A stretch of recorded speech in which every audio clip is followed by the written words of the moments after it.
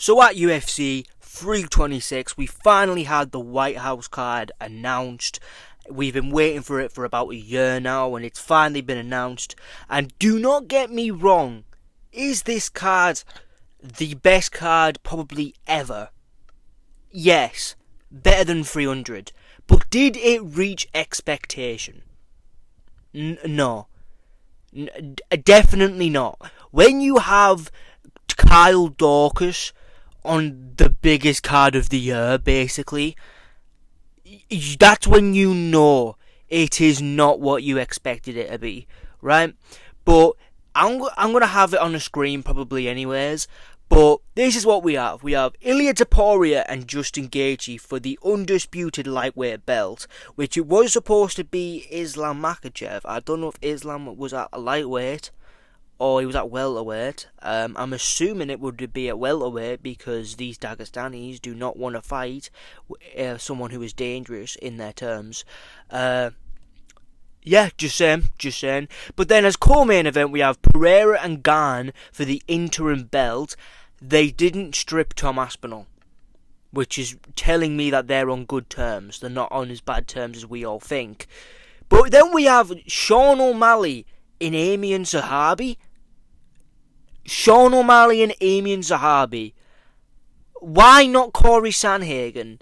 And if they're not going to do the Yan rematch, why not do a fight we all wanted to see anyway in the Sanhagen matchup? So I think this fight basically this fight right here just shitholes us. The matchmaking for the bantamweight division is going to be Yan and Merab 3, the trilogy. Fuck knows what they're going to do with Umar. I don't care. As long as he doesn't fight for a title because he's fucking terrible and boring. But as well as that, we have Rufy versus Chandler. You know what? Chandler has a good chance of winning that just purely off of Rufy's takedown defense being so meh. But does he not get caught? Can we trust Chandler in not getting caught? No, so I would choose probably Rufy in this scenario. And then we have Bo Nickel and Kyle Dawkins, probably the biggest what the fuck fight on this card. Like, what the fuck? Like, straight up what the fuck? Because Bo Nickel has been on the UFC 300 card and the UFC White House card, and he's not the best fighter in the world. He's like the new Sean O'Malley. He's been forced in our face. We're supposed to accept him as one of the best fights in the division, and fighters in the division, even though he just lost to Reina Derrida, who's kind of after that performance in the co-main event of the 326 card. But yeah, and we have Kyle Dawkins, who I think he's just had one fight back in the UFC, and now he's on the fucking White House card. Like, what? And then we had Lopez versus Steve Garcia, which is a good matchup, but like, Diego Lopez, who is a Mexican Brazilian, on the card. Are we for real? Like, and then we have Steve Garcia, who is also. That's why I only get messages when I'm recording. And it was so loud that I'm not even going to be able to edit that out. But, what was I saying? But, we got Steve Garcia, who's a Mexican. We have Diego Lopez, who is also a Mexican. You know, ICE need to watch themselves. Because if they shoot my boy Diego Lopez, I am not going to be happy, because Diego Lopez is legitimately one of the funnest fighters in the division when he's not fighting Volkanovski. I'm just saying that much. But according to some sources on Twitter, I know not the best place, but you know, this main event wasn't supposed to be Gaethje and Ilia, but it was actually supposed to be Makhachev and Ilia. But obviously Islam Makhachev is a shithouse and is shit scared of Ilia Topuria. You know, our Orthodox Christian Chad. We just love him, you know what I mean? He knocks motherfuckers out, he's entertaining, never had a boring fight in the UFC. We just love Ilia. We just do here. He is my favourite fighter, by the way, so yeah. But Makhachev is legitimately shit scared of of Ilya Topuria. He's pulled out, well, not even pulled out, but he has refused to fight him on like nearly 3 occasions now. He's legitimately terrified. He doesn't want to fight him. Like, is there not a thing where you can just like force fighters into it, and if they don't, they've got to strip their title or whatever?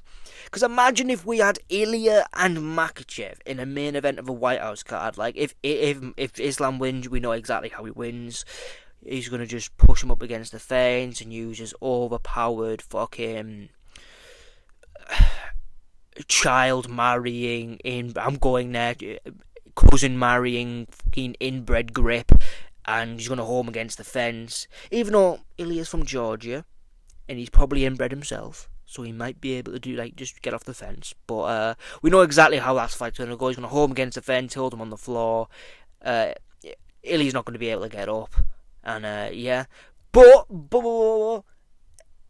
if Ilya wins, Ilya's starting out Makhachev out flat cold in front of Khabib. And that's what I just want to see. Because Khabib's never coming back. He ran away. He didn't want to fight Oliveira. Let's be honest. He didn't want to fight Oliveira because Oliveira would have strangled him. But, Khabib crying in Makhachev's corner as Makhachev is laid out flat like a fucking, like he's laid out flat like a dead body. It would be great for me to see while Ilya's running around the cage with his cross that he wears. That would be such a good, like, that would be my wallpaper on my fucking laptop. That would be my wallpaper on my iPad. That would be my wallpaper on my phone. It will be a big fucking poster in my bedroom. You know, but we're never going to get to see it because Islam Makhachev is a fucking pussy and he doesn't want to fight Ilya. And I think it's obvious now. Like, I know MMA Joy is, I can't even remember what he said. He's having a field day with it. It's saying he's refusing to fight someone who's calling war, and he called Trump a fascist. This is what I love about like left-wing people. They don't even know how to define fascist. But yeah, I mean, if you want to call Trump a fascist, go for it. Yeah, I'm not a Trump guy. I just want to make that shit clear. I'm not a Trump guy. I don't give a shit about politics. You know what I mean? It's just all bullshit. They're all bought out. But yeah, I mean, right. So considering the video is about 7 minutes, 8 minutes long, I guess I'll give some early predictions now. I don't think you want to hear me ramble on about fucking politics, because I could go on, because I just do not care, but like I do have opinions on it. And yeah, these people that just hate on random right-wing people. But Ilya Topuria will start out Justin Gaethje. He's gonna starch him out. He's gonna fucking murder him out there. Like, it's gonna be really entertaining to see Ilya try. He's fighting someone who mainly uses outside kicks, and we know from Ilya's career he has never defended an outside kick well. But I just think the way Gaethje throws his kicks, he just leaves himself vulnerable to be fucking twatted on the chin. So yeah. So I think that one's obvious, but the most intriguing matchup on the card, Pereira moving up to heavyweight and fighting Cyril Gane. What? Legitimately a legend of the sport. Legitimately, if he gets this done. And you know what? I might choose him to win, you know. Like, I know he's a heavyweight, Cyril Gane's a heavyweight, but he's not one of these guys who will knock you out with one punch. He's more of a cumulative shots over a certain amount of time, and he'll get the late finish, 3rd, 4th, 5th round finish. Pereira is legitimately bang dead, and like in a lot of his knockouts, he doesn't even like seem to put any effort into his punch. He just kind of like twats them. Almost like a you know when there's a fly in your room and you just like twat it across the fucking room. He just kind of does that, and people are dead. So it would be intriguing to see if Pereira still has that power at heavyweight. I think he will, because he doesn't seem to be hitting people that hard at light heavyweight and they die. You know, the more I'm starting to think about it, Cyril Gane has never really defended leg kicks that well. His leg is kind of vulnerable. Yeah, he did well against a blind Tom Aspinall, but I've always thought that Cyril Gane would be the one guy in the division to give him a hardest fight. I've always said that. You can go back. Everyone was saying like Jailton Almeida. I was just like, shut the fuck up. You actually don't know fighting if you think that. But yeah, Cyril Gane is a good fighter. We just kind of shit on him because he lost to John Jones and kind of just gave up. He didn't want to be there. Just kind of, I don't want to be here. Tap, tap, tap, tap, tap, tap. Yeah, that probably sounded awful on the microphone. I didn't mean to tap it. I don't know why I did that. But I might go with Pereira, you know. I don't know until the fight gets close and I actually start watching fights, but I might go with Pereira getting that done, but I kind of want Cyril to win so he can fucking get Tom Aspinall in there and he can just fucking be like, you fucking bastard, yeah, you poked me fucking eyes out and I'm gonna knock you the fuck out for that. And all this type of shit. That was a terrible Tom Aspinall. It's usually better than that. Bicarbonate soda.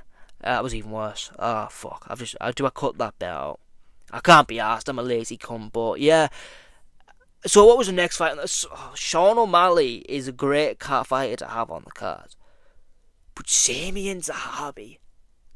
I mean, Samian Zahabi is a fun fighter and he will take damage and he will scrap with Sean O'Malley. He's not just going to stand... Well, he is going to stand there, but he's not going to stand there and just walk backwards and get smacked like Chito Vera did. But, he's going to, like, tough that shit out, and he's going to walk forwards and take his beating like a man, you know what I mean? And it's basically just going to be the Vera fight over and over again, just, like, repeat. Only this time 3-rounder, and he's going to, like, murder Samian Zahabi. He's just going to kill him.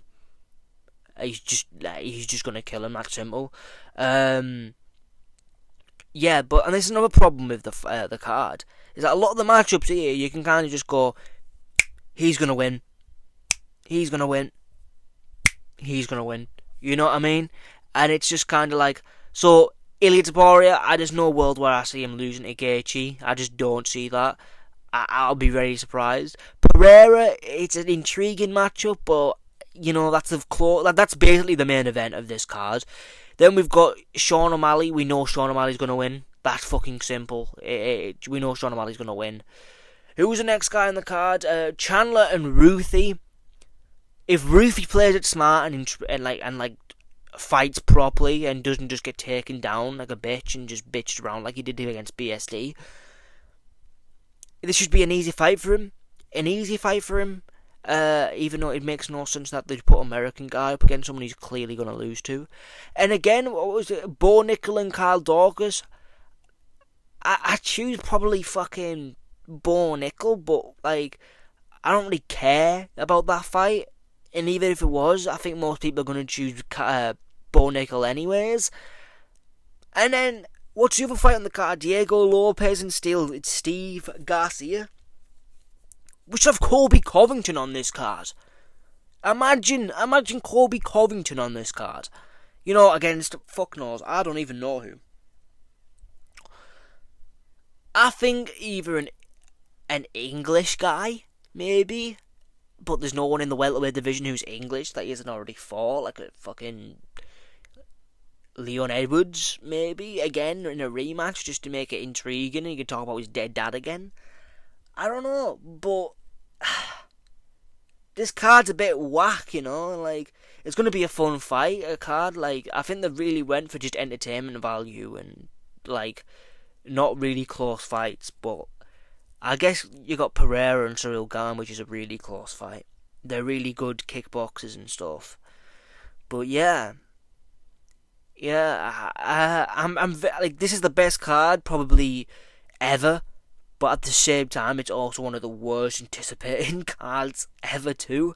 But yeah, I'm gonna leave the video here. I've realised I needed to drag the video to 10 minutes, and I've ended up doing an extra 10 minutes, so yeah. But, like, subscribe, we're trying to make it to 100 subscribers by the end of 2026. I've only got a couple months left, because, yeah, what have I just said? Only a couple months left, it's fucking March. But we're a couple of months in, and it feels like it's already been a year. So if you could do that, would be greatly appreciated. Like the video, watch the entire video for retention, boost it in the algorithm, and if you want, follow me on Twitter. I'm gonna try and poke some rage bait a bit more. But yeah, back to the video.